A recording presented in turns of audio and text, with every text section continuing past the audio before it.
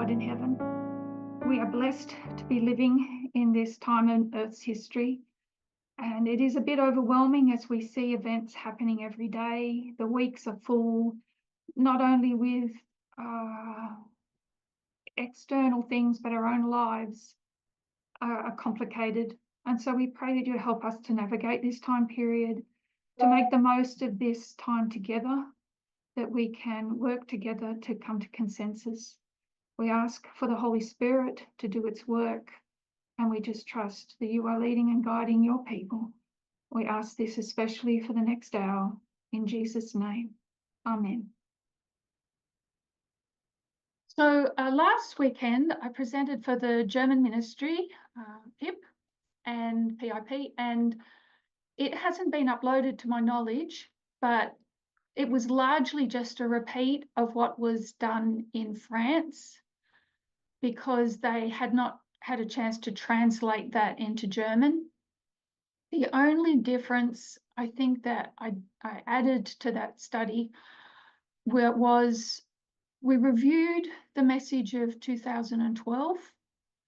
And if you go back into that video, which is over 3 hours long, and watch Elder Parminder, at around the 3-hour mark, you'll see that what he is predicting is national Sunday law. And he makes that very clear in his board work. He then goes on to explain the difference between national Sunday law and worldwide Sunday law. So I've had a number of people ask me, where do we find that? Where did we teach that? And I don't have the time or the capability to go into Elder Jeff's studies. It was common knowledge at the time, but you can find it in Elder Parminder's 2012 prediction, and I think that's of more value, to be honest. So that's there. And then I repeated the 10-year history of 2014 to 2024, and the work of Stephen Miller, the rise of MAGA through his work. The only thing that was new there was marking 2014 is the first inaugural Manosphere Convention, and it was held in the United States. So we've always marked Gamergate in 2014, but there was also this Manosphere Convention, their first inaugural one. And we can hopefully see how relevant that is, not only to 2024, but as we see the kingdom rise to more and more power in our time. So I thought I usually start a study with stuff we already know. And I want to begin by discussing the dragon power and the way it used to be taught, or the way I remember it used to be taught back in the day. So I'll just connect my device. It has a habit of dropping out.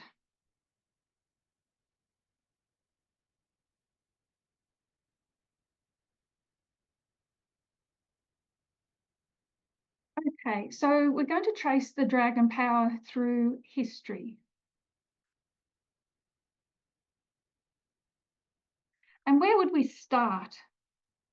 If we were using our Bible, where would we start with the dragon power?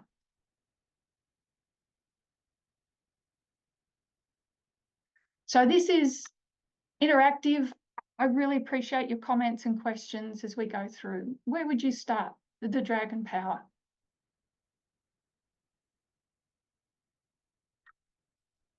Can you hear me? Outside in heaven. Thank you. In heaven. And we find that in Revelation 12. So in heaven, we have the great dragon, which is also known as the serpent.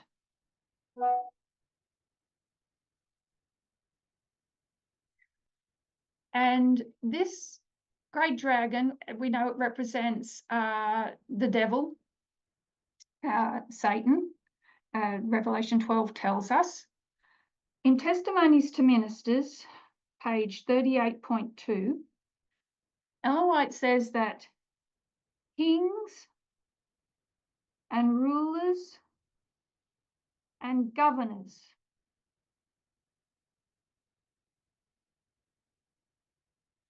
They have placed upon themselves the brand of Antichrist and are represented as the dragon who goes to make war with the saints, with those that keep the commandments of God and have the faith of Jesus. So we've recognised that the dragon, through Sister White and following it through history, represents civil power.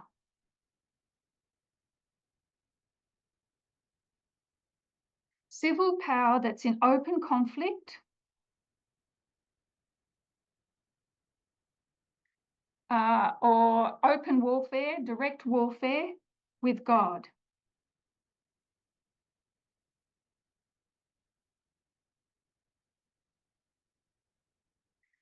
So what happens to that great dragon in Revelation 12?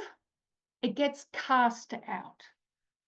So one of the characteristics of the dragon is it gets cast down and it re-emerges. It's like it dies and resurrects. It weaves itself through history. And the way I always pictured it was like the great Leviathan. So in my mind, I picture it like the Loch Ness Monster going in and out of history. So if this dragon represents civil power and it was cast down, where did we see it then re-emerge in history? The birth of Christ? So I would suggest before the birth of Christ. Where's our first king, ruler, governor? Where's our first state? Would we say civil power. Babylon? Egypt. Okay, so you're on the right track with Babylon. Go before Babylon, there was Babel. Yes, sorry, that's the one I was referring to. Okay, so we've got Nimrod, which is Genesis 10 and 11. Because Nimrod was a mighty hunter against the Lord.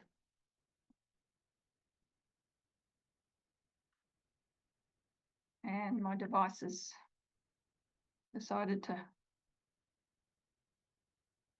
Okay, Nimrod, Genesis 10 and 11. A mighty hunter against the Lord, open warfare. And we know, well, tradition tells us that Seth was the one who killed Nimrod, cut him up, sent him all the pieces all over the world as a warning. But that kingdom or that principle goes underground and resurfaces. And where do we see it resurface? Somebody's already told us. Where do we see Semiramis and Tammuz resurface?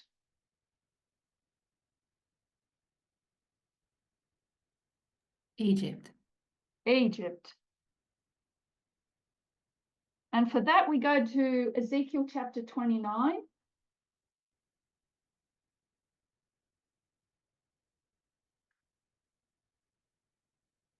I'll read that.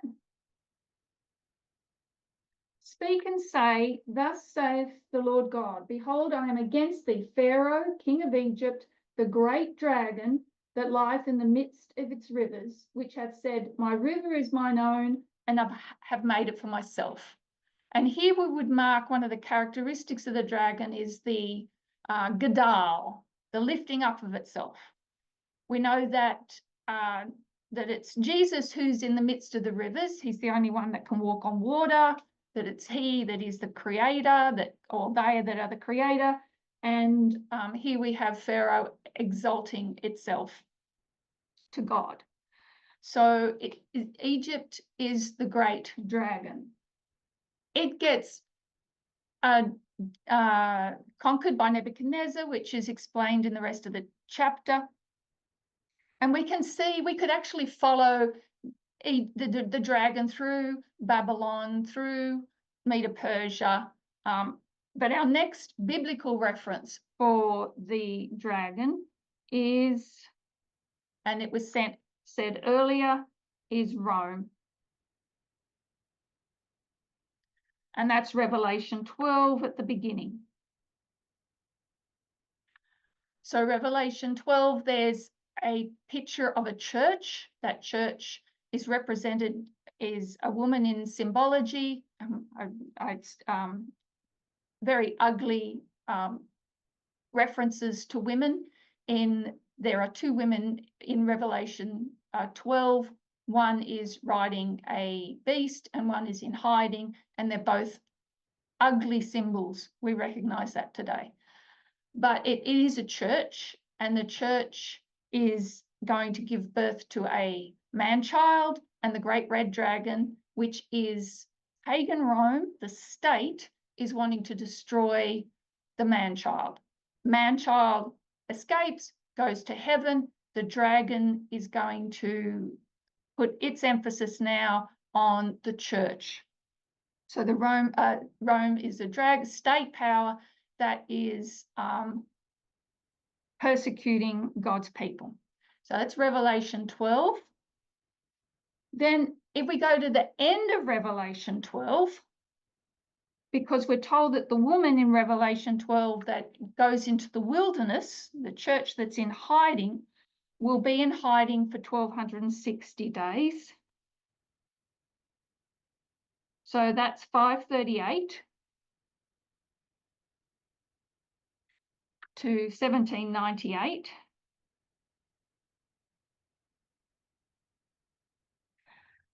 And where do we see the dragon in this history? What's the dragon in this history?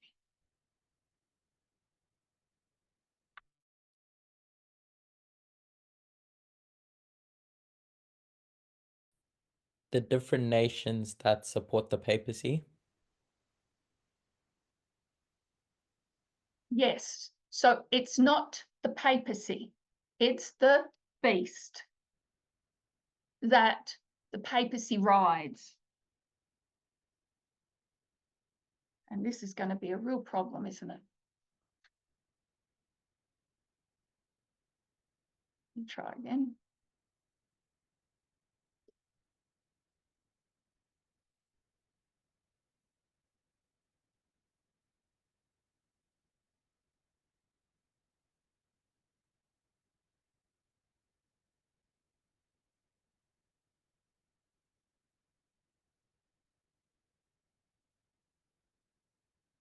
Okay, so it's the beast.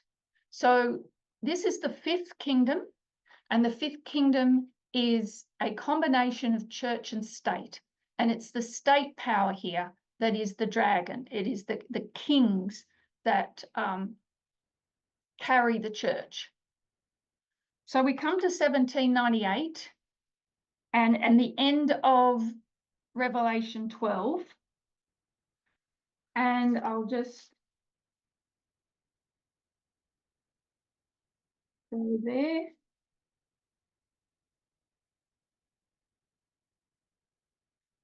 And we see that the dragon or the serpent is going to, has the opportunity to actually destroy the church that's in the wilderness. So the church that's in the wilderness has to escape. It has to escape from the sea and go to the earth. The earth is going to provide protection. The earth is the sixth kingdom.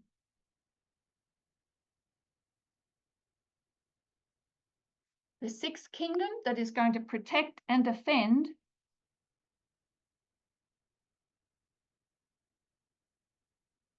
God's people. So this is where our teaching back in the day was a little different, in that we recognized 1798 that the dragon has gone from the kings that carried the papacy. And then what happens in that 1798 history is we have 1789 to 1799, which is the French Revolution. And what is that beast going to do? It's going to turn on the church. So it's going to say, we don't want you to ride us anymore.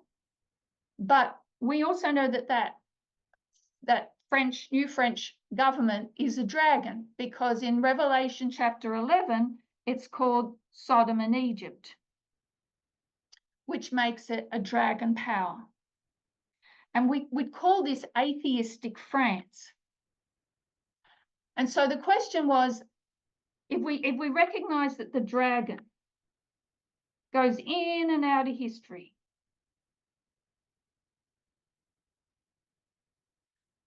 and it's going to go in and out of history in here as well, we used to say that it would rise up through all the revolutions that followed across Europe and rise up in atheistic Soviet Union. So we have atheistic France that turns on the beast, and then the dragon would rise up in atheistic Soviet Union. The problem with that is what Elder Tess shared with us, is that Napoleon, Stalin, Putin, it didn't take any of them long to realize that atheism doesn't work. If you want power as a state, you need church. You need that culture, society on board.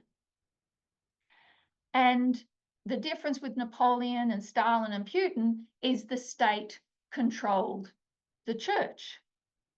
Whereas we know back in the 1260, it was the church that controlled the state. So we don't follow the dragon to the Soviet Union anymore. Where are we going to follow the dragon? Where's the dragon going to go? It's going to follow the church in the wilderness, because that's who it's focused on. The church in the wilderness is going to go from the 1260, from the old world to the new world, to the earth, and the dragon will follow. So in 1798, they're both there. We can see the 6th and the 7th kingdom are there. But it's the 6th kingdom that will keep the 7th kingdom restrained. So if we think of it this way, there's an alpha of modern Israel and an omega of modern Israel. And in the alpha, the 7th head's going to try and emerge, but the 6th kingdom is going to cause that to fail. So the 7th kingdom fails in the alpha because of the work of the 6th kingdom. When the 7th kingdom fails, God's people also failed, because we're connected with the rise and fall of the 7th kingdom. It gives us our purpose, or one of our purposes. In the time of the end, beginning in 1989, we're going to see the 7th kingdom attempt to rise again, and this will be a success. So a failure there, success in this history. But both kingdoms are there from 1798 onwards. If you just focus on Revelation 13, you can't see the full picture of the 6th and the 7th kingdom, because it's hard to differentiate with the lamb and its 2 horns. When is it a dragon? When is it a lamb? Is it one entity that morphs into another? You have to combine Daniel and Revelation to see a full picture of the work of the dragon power. So the dragon power in this history is going to make an image to the 5th beast.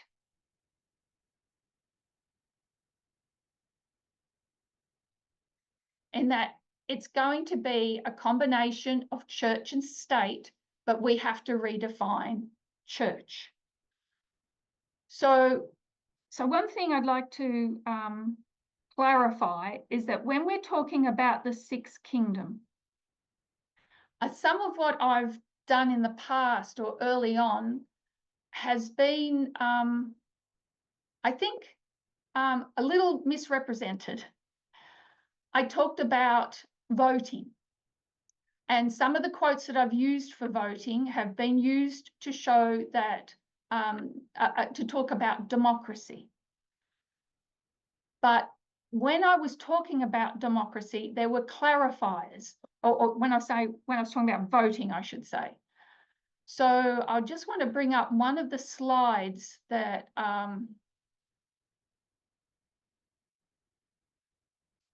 that I used in those early presentation.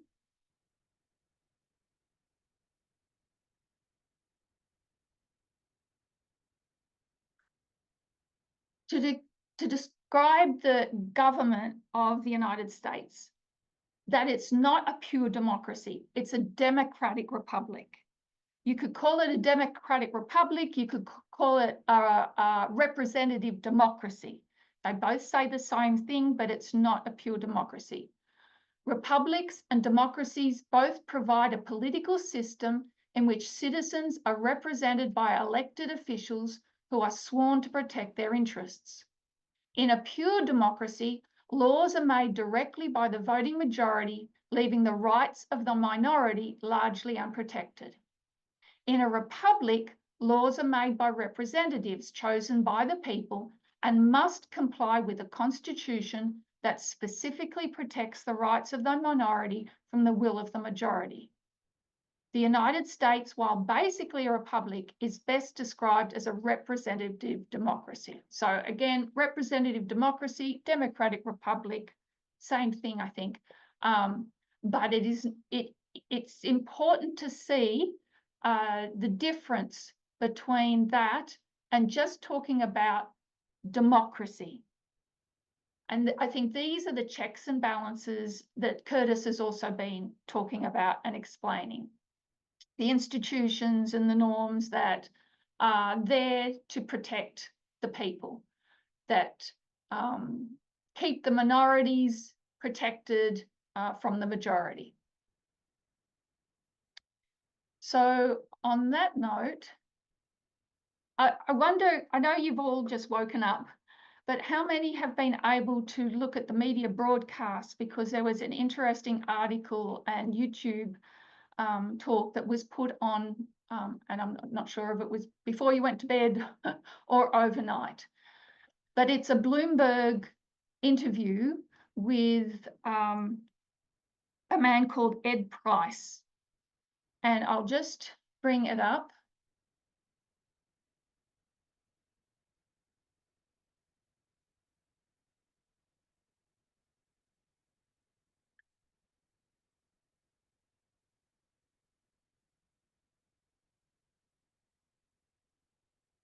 Trump's rise marks the end of a long progressive era in the United States.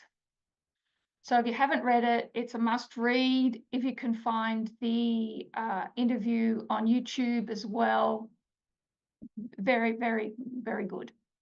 So I don't want to read the whole article. I guess I'll start with the beginning just to give some context. President Donald Trump pledged in his address to Congress Tuesday night to make the US the most dominant civilization ever to exist on the face of this earth. What exactly is he striving for? It may have been a throwaway line in a ceremonial speech, but after all, this is the president who insists he wants to absorb Canada and Greenland. So that's the introduction. So how is the president going to do all this with a smile? Trump has seized upon the tension at the heart of this country. The Declaration of Independence in 1776 was radically libertarian. It defied English law. It defied a king. But keeping such rights required a move away from libertarianism through the creation of a constitution in 1789. That meant crafting American law and obeying it too. This contrast doesn't bode well for republicanism, which is a sacred agreement to follow the law. The state we know today was born in the 1780s when elites convened and wrote a constitution. But the nation, the community that empowers that state, was born in 1770s. It came from agrarian populist rage. The American nation was made by breaking the law. The American state was made by a return to lawfulness. Over time, those contrasting strands of rebelliousness and the law-abiding have been largely reconciled. The spirit of 1776 and the letter of 1789 have fused. Trump's actions might split 1776 and 1789 apart, harnessing the rebellious power of the former to defy the constraining legalism of the latter. That is the only way to dismantle the progressive state altogether, rather than carry out mere reforms. So that would bear rereading, but let's just talk about it. So what Ed Price does is he says that Trump is actually a good thing for democracy. And democracy, he is calling the United States nation. Trump is a bad thing for the republic, and the republic is the state. So he's going to differentiate between 1776, where the nation was born by breaking the law. It was populist rage. They were defying the king. It was rebelliousness. And 1789 was where they ratified the Constitution and they chose to be legalists, and that's the Republic. And what this man is saying is that what Trump has done is split them apart. So the Republic here is the sixth kingdom, and it's the sixth kingdom, the Republic, that has kept that populist rage under control. So one of the things we used to teach was that when the papacy was dethroned in 1798, there was the separation of church and state, that the papacy was sitting around waiting for a beast to ride. And it tried a few, it tried Hitler, it tried this one, it's looking for a beast, and it failed.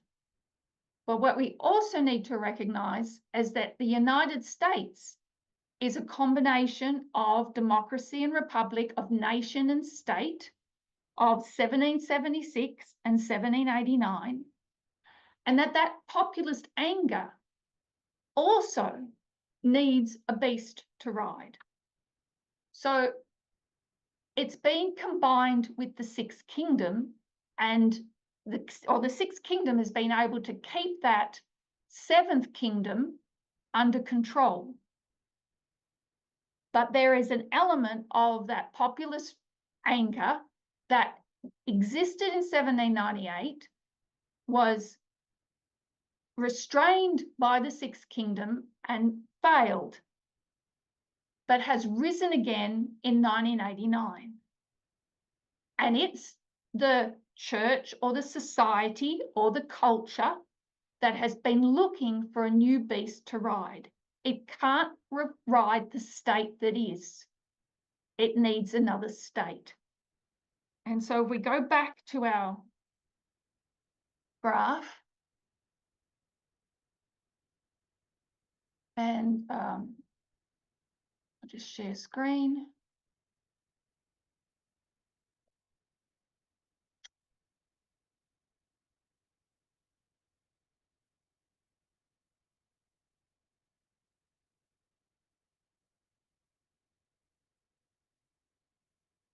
So down in our history, we're going to see the dragon, or the seventh kingdom, that has existed since 1798, has tried to rise in and out of this history, has failed in the Millerite history, is succeeding in our history. It rises to power, and there is already a church, society, a populist movement ready to ride that beast. And so at Sunday law, the seventh kingdom has made an image to the fifth beast. There is a church, which is the rebelliousness, the lawlessness of 1776 that is now going to ride the beast of, we could call it Trumpism. Might think of a better term than that. So here we see the image of the beast set up in this time period, but the fifth and the sixth have been living together in the same country since 1798. That dragon followed the woman in the wilderness to the earth. The woman in the wilderness has been protected by the sixth kingdom. The sixth kingdom is the story of Acts 27. And when the sixth kingdom is shipwrecked because of the work of the seventh kingdom, then we can see that the seventh kingdom is ready there to take up that void, to fill that void. So Ed Price, he says that he's talking about 1776, which is the nation, and 1789, which is the republic or the state. In between there, he calls it an interregnum.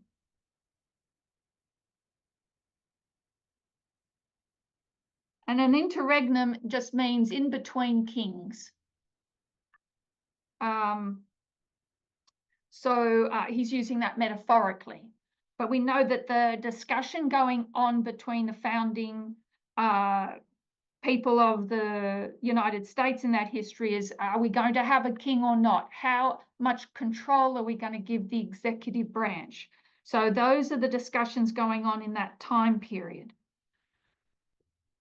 Another thing we need to recognize is that the French Revolution has a twin in the American Revolution.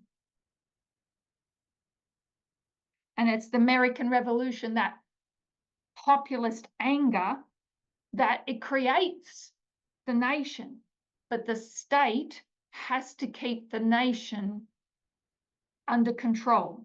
It provides the laws, the boundaries that will or are supposed to protect minorities against majority. So what Trump has done, that Ed Price explains, is he's separated the two. He has separated the nation from the state, and he has replaced the state with his own brand. Actually, he calls, Ed Price calls the nation the animal spirit.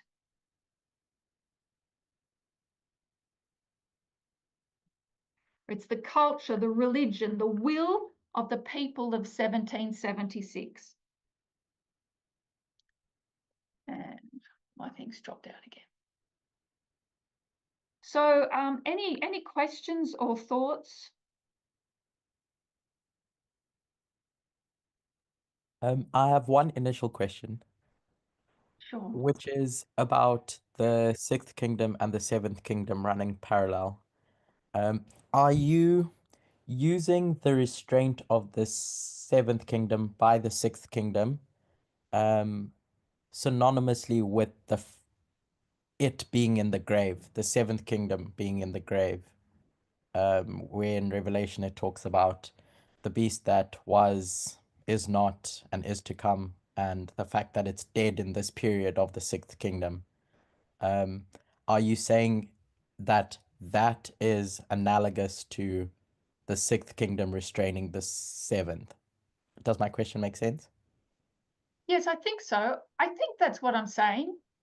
I'll Okay. stand to be corrected on that. But where we used to have blinkers on, expecting that was the papacy that would rise again. We now understand that it's not. it's not the religion that's looking for a beast to rise. So the seventh is the fifth. It's made an image to the fifth beast, which is that combination of church and state. It's the combination of church and state, which is the sin of the United States. And this is something that the Sixth Kingdom failed in, because it should have been more progressive and more protective than what it was. So now it's going to be, I guess, punished. It's going to, I guess, suffer the consequences of its own lack. Yeah, thank you. That Could I? Elder Could I Terry. also, oh, it's okay, Rose. You can go. I'll go Okay. after. Elder Terry. So you showed us that from the beginning in heaven, Nicholas, please.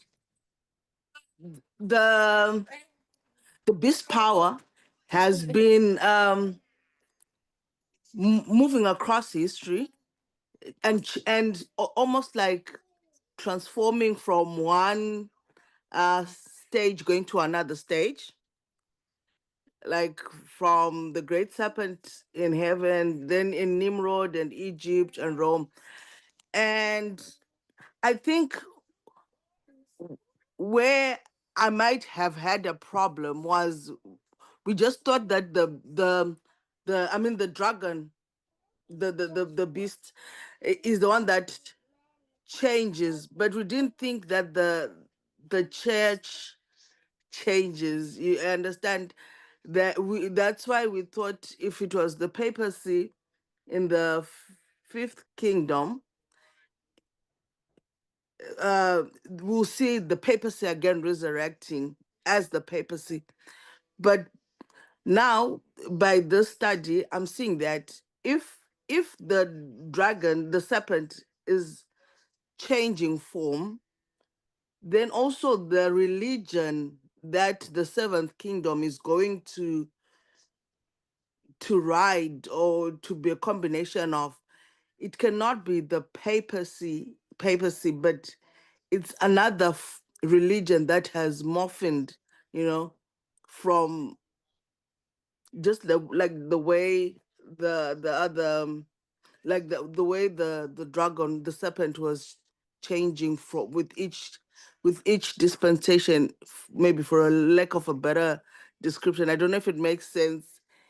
Oh, it does. I think that's a really excellent point, because when we're focused so much on the papacy. I mean, the religion of Nimrod, we know, Semiramis and Tammuz, and then Egypt kind of borrows that as well. We know, so these are really kingdoms of Bible history. Revelation 17 gives us kingdoms of Bible prophecy.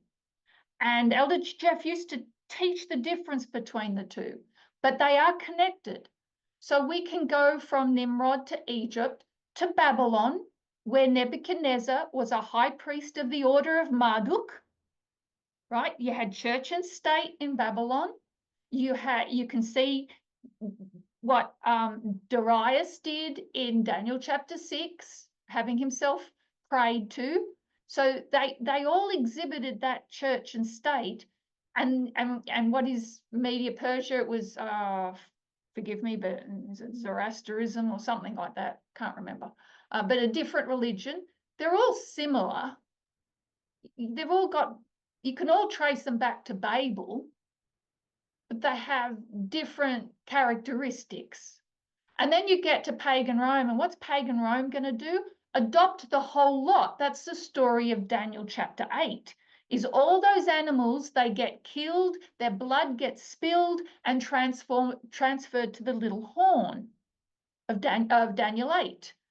Rome takes on the life of all the religions before it. That's the pantheon, Daniel chapter 8. the papacy takes all that nonsense and Christianizes it. So it's continually morphing.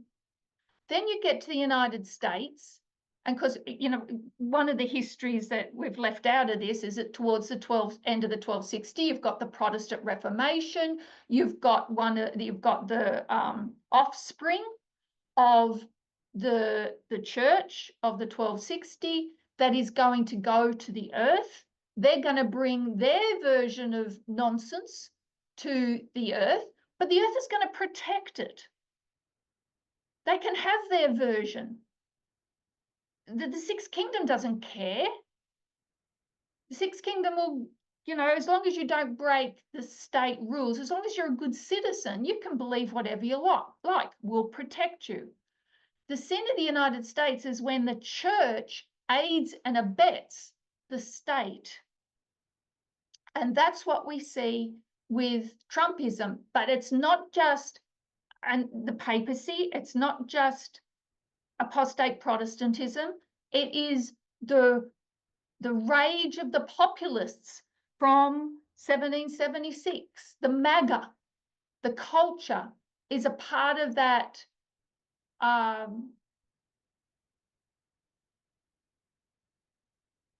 conglomerate of religions. Remember, so we liken the United States to Rome, right? You go back to ancient Rome and the Pantheon, and it had all the religions. So we should come to modern Rome and recognize that it's more than apostate Protestantism. Yes, the papacy's there, but it's everything else, because everything else wants Trumpism to be its state power to push their agenda, and their agenda will tread down the minorities. So yeah, I think that was an excellent point. We see the dragon move through history, which is the state power. We need to see the change in the religion. It's all the same, and yet it's all different. But you can trace it all back to Nimrod, to Semiramis and Tammuz, which is basically a counterfeit of the true. So thank you for that. Elder Terry. I think. Yeah, I had had a similar question. In fact, it was the identical question that Curtis had. I just wanted to comment on that because after having the question, a thought came to mind. So I just wanted to share that thought. And that is to say, you know, when you have the sixth and seventh kingdoms together, overlapping, so to speak, and I think you used the word constraint. I think that's how we've always understood the bottomless pit or the grave. It's a place where you are constrained. So I think there's no. I think it would still work. That's point number one. The second point I wanted to make is that there's a pattern in the book of Revelation. I don't fully understand, but I know it's there. And it has to do with the different things that are numbered as sevens. So the seven churches, seals, the trumpets. And it seems like it's the same pattern, maybe, with the beasts or the seven heads. And that is to say, you've got a 4-3 combination or 4-3 separation. And with the last three, there's normally an overlap. So the last three churches are concurrent. They, you know, Sardis, Philadelphia, Laodicea, there's an overlap there. With the seals, there's also an overlap in the time period that the 5th, 6th, and 7th seals are identified. The trumpets also have an overlap, you know, where you have the overlap of the woe and the trumpets. With the 5th, 6th, and 7th trumpets, it's not as clean cut as, you know, one after the other. There's overlaps there.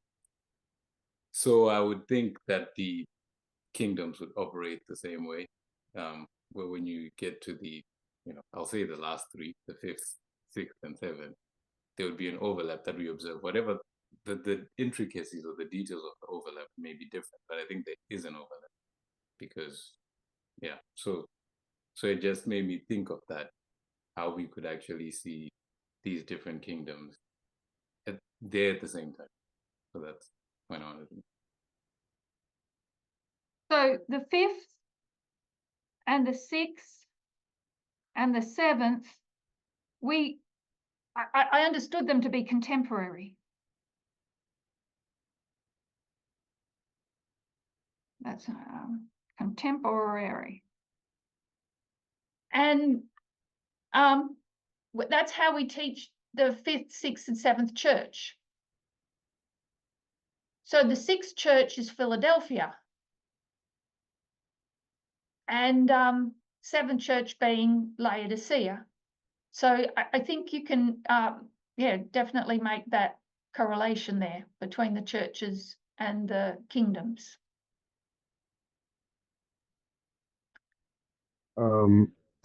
Excuse me, Elder Terry. Yes. It's Ignatius. Hello, Ignatius. Hello. Can I go ahead? Sorry, if I keep scribbling, just ignore me. It's the only way I can keep my tablet alive on the internet. So talk away. All right. Okay. So my question is to do with Revelation. Had you done with that point on the 5th, 6th, and 7th before I ask? It's all yours. You ask away. Oh, okay. So my question is Revelation 13, verse 13. You've spoken about the image of the beast. So on 13, verse 13 and 14, it speaks about miracles that the beast performs great wonders and miracles, and through those wonders and miracles, it deceives the people in the earth to make an image to the first beast. So I don't know if you do have any suggestions on what those miracles are in a contemporary sense, since we are in the period of the Sunday law already. I mean, the Sunday law, the image of the beast in America. So, what would those great wonders and miracles be that were used to deceive the people in the United States to make an image of the beast? I have a thought, and I'm open to correction. I know it says miracles plural, but what's the greatest miracle that Christ performed? What's the penultimate miracle? Oh, well, I don't know. Feeding the people on the mount. I think that was pretty good, but I think there's probably something better than that. Lazarus. Bring something back from the dead. Yeah, the resurrection. I think the Right, resurrection of the Lazarus. 7th kingdom is the miracle. Who would have ever have thought? I mean, I know we've been predicting, we know, we had our own version of what it would look like, which was wrong, papacy taken over the United States or whatever however we figured it out.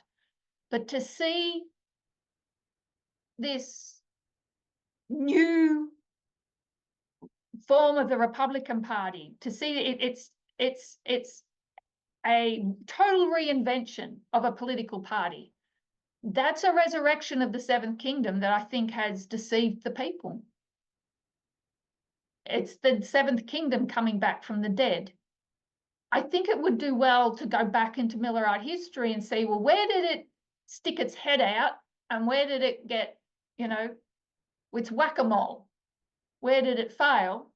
But I think the Monroe Doctrine and all that, the pressing, the colonialism and all that has a part to play in it, but I have no particular study on it. So that's just a thought, that its very resurrection is the miracle. But if anybody's got other thoughts on it, I'm open.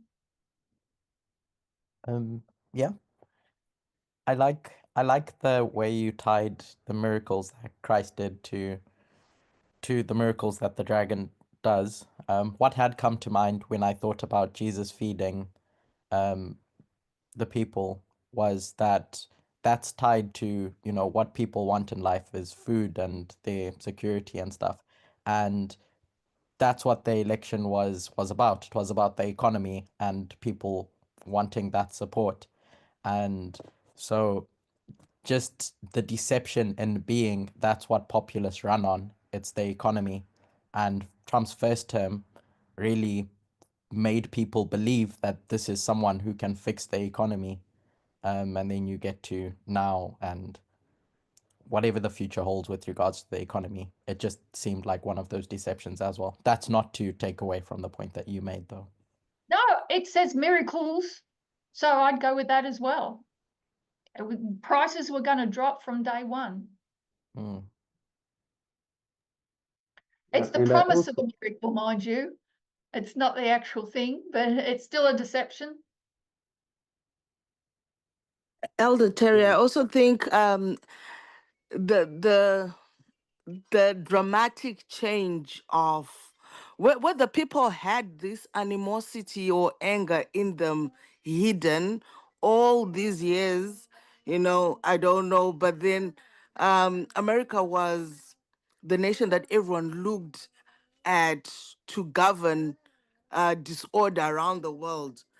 But that turnaround from what America used to be in quotes and this new version, you know, I think I think even someone who's not in this message or an unbeliever just sees how amazing, not amazing in a good way, amazing in a horrible way, how someone just automatically just switches from being a person that respects other people's rights and liberties and just becomes this person that doesn't care. I don't know if I'm saying it correctly, but just the how America has just changed, like so sudden to be this horrible nation. I think it's deception. It's something that you cannot believe or fathom. Even other dictators in the world now say, if America can do this, why can't we? I'll speak for countries like Zimbabwe. I've heard some leaders actually saying, well, if America can do this, why can't we not do it? After all, America is the head of democracy, in a mocking way. But all I'm saying is that shift in the politics, the shift in people's behavior, and the animosity that's there is just you can't believe it. I never thought would get there. So Ellen White says that the Sunday Law movement has been going on in darkness. And I hear what you're saying, but you can see it if you know where to look. It has always been there, sort of bubbling beneath the surface. You can still kind of follow the movements of the dragon, trying to fiddle with the state. And what they tried to do was actually just change the state that existed. And what they've come to realize is that doesn't work. Can't reform the sixth kingdom. You have to create another state. So yes, it's shocking, and yet it isn't, because we have followed the Elder Tess took us through the politics of the Millerite movement, the politics around the Civil War, into the early 1800s, with voting rights for women, with the civil rights era, the rise of the moral majority. So it's been there. It's been a fight. So we think of, Ian Bremmer talks about the United States versus the United States. It's been like that since 1798. It's just become very much more open. So this is why when we use the United States, when we say the United States consists of the sixth kingdom, the seventh kingdom. Sometimes we call it Rome. Sometimes we call it Egypt. It has different symbols associated with it. We have to be able to sift and use those symbols correctly.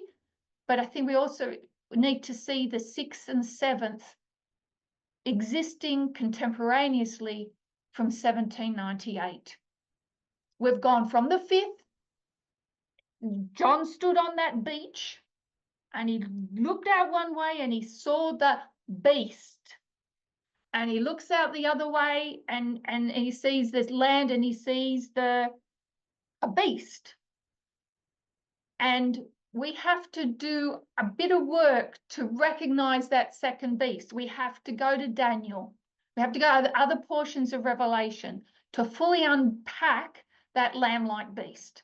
If you need to follow Revelation 12 into Revelation 13 to understand the work of the dragon power, to see that it is a different entity that belongs, that there are different entities belonging in that one lamb, that lamb represents a nation that has different parts to it. It's not one beast with different, that manifests itself different ways at different times. It is one country that has different movements within it. I liked the way Ed Price put it. He made the differentiation between the nation and the state, between 1776 and 1789. And it's been a contention ever since. It's always been an experiment. They call it the American experiment. And it did a lot of good, but it has failed. So it's suffering the consequences. Hi, Elder Terrie. Okay. It's Natalie. Sorry, just finish that point. Just to sorry, Natalie, just 2 secs. When Ed Price says that Donald Trump is a good thing for democracy, that means he's a good thing for the nation, but he's a bad thing for the republic. I think we need to get to the bottom of that statement, and that would help us to understand the two things that are in conflict within the United States. And that we would understand that democracy is the problem. That democracy is, it's lost the ability to be a democratic republic. The democracy part of it's working fine, that's the problem. The democracy has been split from the republic, and that's why we've got the problem we've got today. Sorry, Natalie. Hi, Elder Terrie. Had their hand up. Nice to see you. Can you hear me? They had their hands up before that. Sorry, I think that's what Blessing was trying to Okay. do. Blessing and Charity. Sorry, Natalie. If you hold that thought. I'll let you lead out. It's all right. No, I don't think you saw their hand. I don't know if it's Blessing or Charity. It's Charity. Charity. Charity. Hello, Elder Terrie. Okay, so my question is connected with the sixth and seventh kingdom, and I'm forgetting the details of another presentation that you did, and you were speaking about, I think it must have been the king of the north, and you were identifying the different kings of the north, if I'm not mistaken. And you must have mentioned something to do with how the sixth kingdom, like what you said about being the sixth kingdom, being doing a good work, and then you have the seventh kingdom being the one that does the bad work. Sorry, I'm forgetting the details, but I want to know how, if the sixth kingdom stands as the king of the north as well, or it doesn't, it's only the seventh kingdom. I don't know if you understand what I'm saying, because we have I do. all the rest of the other kingdoms of Bible prophecy. We identify them as the kings of the north, and we identify them as the beast, right? If I'm not mistaken. So I just wanted to know if the sixth kingdom has the same characteristics, or we have to make that separation. So that's a really good question, and we'll be discussing that in the next presentation. The seventh kingdom is the king of the north. The sixth kingdom is not the king of the north, but there are times when it acts in the king of the north's place, and that needs some juggling. And I'm hoping we can kind of knock heads together on that subject with the next presentation. So it's a really good question. It's a conundrum as far as so when we say the seventh kingdom, I think we could also call it MAGA. We can call it the dragon. It has the Sunday Law movement. But the sixth kingdom is none of those things.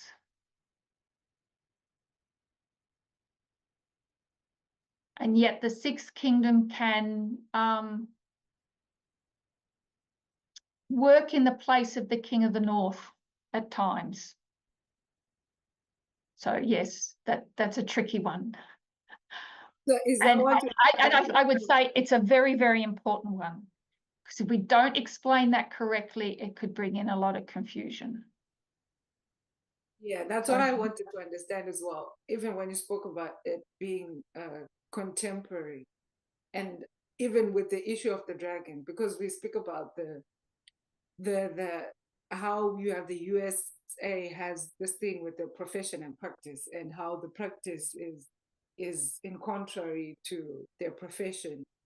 And we see that those dragon tendencies from the beginning, but you also have the lamb aspect of the USA starting as well from 1798. So that's something that I really wanted to understand. Thank you. Natalie. And then Ignatius got his hand up to that. Hi, Elder Terrie. I think you just answered my question, actually. You said the seventh kingdom is a Sunday Law movement. Would you say it's also the eighth kingdom is the Sunday Law movement, or are you just saying the Sunday Law movement is the seventh kingdom? The eighth is just the eighth is Babylon. The eighth is the first. So it's just we know there's no eighth kingdom literally. So the eighth is just the resurrection of the fifth. Okay, so the seventh. It's a kind of metaphorical explanation. Yeah, thank you. So the seventh kingdom starts there's no with Sunday Law.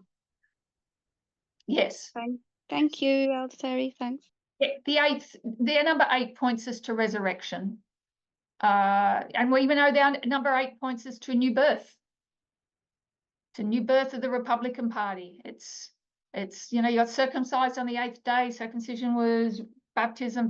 Baptism is resurrection. It's a new life. It's all counterfeit. Thank you. Elder Terrie, I don't know if someone else had a question, but I had a question on something you said. I think Ignatius is got that his right? hand up. Yeah, Yeah. his hand up. Okay. And All right. Mine are thoughts or still on the miracles issue. There's an allusion that's made in Revelation 13, verse 18, about the miracles, the great wonders that the beast makes, and the allusion is on fire coming down from heaven, and that allusion, you find it in the time of Elijah as well, where Elijah gathers up people, and then brings fire from heaven. You see, in order to prove to people that this is the true God, and the other gods that they were worshiping are not the true God. So America is also bringing fire from heaven in order to prove to the people, in front of the people, to prove to the people that this is the true God. So I don't know if my thoughts are correct, but I seem to understand that to be whatever the MAGA movement is doing, it is convincing people, the people of America, that is, that this is God's doing. We are bringing America back to God. And hence the allusion to the Elijah incident, where Elijah is showing people that this is the true God, the one that brings fire from heaven, and everything else that you're worshiping is not true.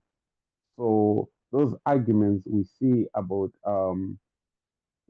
issues to do with the trans people, LGBTQs, and we find arguments coming up from the Bible to say, no, these things are not supposed to be done, and hence we want to bring America to the true God, or to the true understanding of what God requires this nation to be. I don't know if those thoughts are accurate or ring something in your mind. Actually, when you're talking about that, my mind just went straight to the assassination attempt. You know, that that was a miracle that he didn't die, and it just showed that he was God's chosen, whatever you want to make of that. But I think there's probably other things as well, but I don't want to make that too literal either. But yes, I think that it's just when the miracles are just another way of saying that the people are being deceived.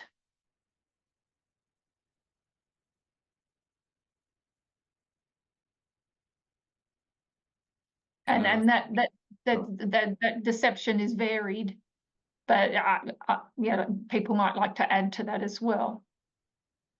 Oh, sorry, Blessing. That's right.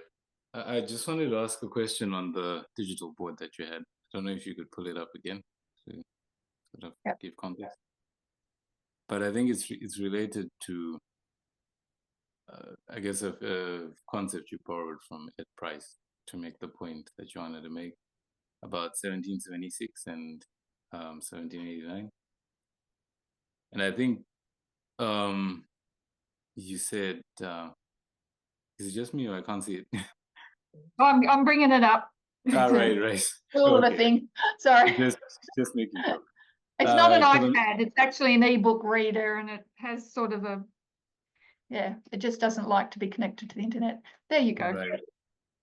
Okay. So I think you spoke about the populist rage of 1776, the rebellion, defiance of law and the king, and how that is fused with the legalism of 1789. Then you applied that, I think, to the Sunday law, Waymark, which was the bit I wanted to see. We can't see it yet still. Yeah. Oh, It's not, shared it. it's not working. Sorry. Yep. No, it's up. It's a process. Sorry. Let's see. Share.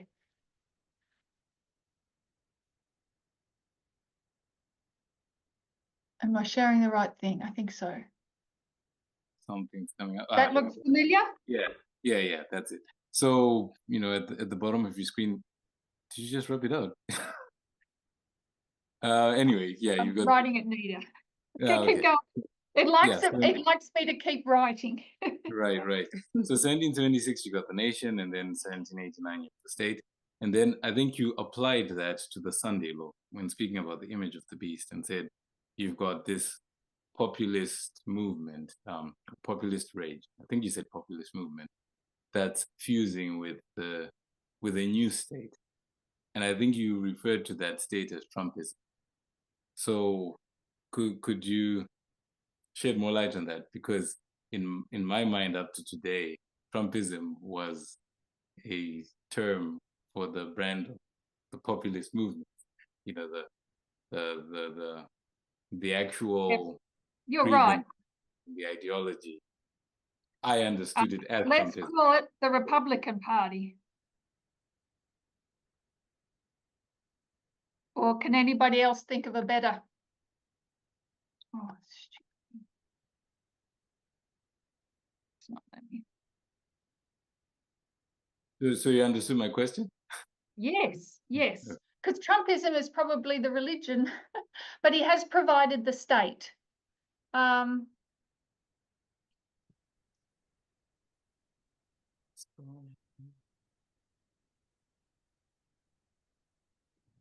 I get while that's coming up, one of the things that Price brought up, and I think other political commentators have brought up, is the fact that Trump isn't necessarily trying to change the state like other presidents have done in the past, as in trying to reform it in their image. Trump is just creating a whole new entity to serve Yeah. his purposes. And so, if you view Trumpism as the ideology, by the time he gets presidency, now this state is going to be created by Trump to serve the purposes of Trumpism. And so yeah, as you said, I don't know what you would call this state entity that is now going to resurrect or be used, should I say. But yeah, I think I see it that way. So I've put the nation, I've put animal spirit, I've put MAGA, but there's more to that than just MAGA. Mm-hmm. And then the state, I've written the Republic, this total reinvention of the Republican Party. It's not the Republican Party of old, it's a new entity. But if you can come up with a better term, I'm okay with that too. But I guess I can understand the problem there in just calling it Trumpism. It may be that Trumpism just is a term that embraces both. I think it's important, though, to define these terms. And as this message develops, our terms should get more and more clear, hopefully.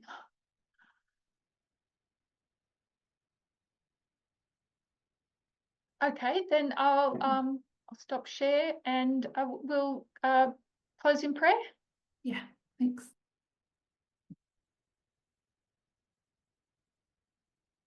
Dear God in heaven, thank you for this time we spent together. Help us to refresh our minds and bodies during the break, to come back fresh and to continue this study.